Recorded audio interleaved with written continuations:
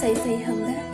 دوای دردمندان صدای بلند مبرویا بود نالدور روزی تویش نگین ما خدمه کسم دادور اگر مردن مخویم بگین از حال توی دورش مارم خبر بره نلی که جانوز دارم اگر دخونه شما شی توی ترخیران دخونه ماشی سری سالی مرا میخیرن اگر در توی خرسندی که نه بروی تو همه دخونه ما متامه گیره همه بروی ما اگر تو را بخرسندی روان کنم ای خونم میدونم مرا بگیریم میبرن تو لبی گورا خانه شما شش ماشین بیا برای بردنی تو خانه ما صد ها ماشین میا برای الویدو گفتنم مگر با توی تا بخرن فتای عروسی سنچی سه متر سانی سفید مرا مکنه بسی میدونم بعدی مردنم آخی تو به حواسی در سنگی مزار نویسه نیشکا با قدرم نرسی هر شواش من بسی تو را بود بعدی رفتن چشمانم پری و مشید سوختن من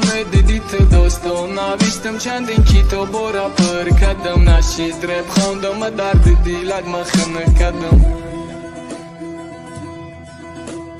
خموری خندت گرفته هر وقت که یاد میکنم دوست میداشتم خطت بدیم در روزای تینی او قدر جانی ما گوید نمیره یادی ما مرم دل دارم بفهم مرم ای اصلی ما بدون بیت ای دنیای ما مانه نداره هر روزی خم او وقت کودکی نادان بدم عشق نمیفهمیدم خیال میکردم با جان گویا همش میگذره قسم با خدا ای دیلم درد نکردم یک ذره چی بات نمیفهمی مرم دوست میدارم هر روز بگیریم میگذره شب تا روزم بدارم نمیدانم چی کردستم چی شیدسته حیاتم ایچی روزه باید ای خیلی نمیشی دستانم خدایا نجات بده ای روزای پسیمان او حرام رفت دست در دستای دیگه ماند من نمیخواستم دیدن ای روزای پینی خدمانه میدانم ای بی خدم شی دور شیدم با هر یک بهانه هر شواش من بسی تو را بود بعدی رفتن چشمانم پری و مشید سوختن من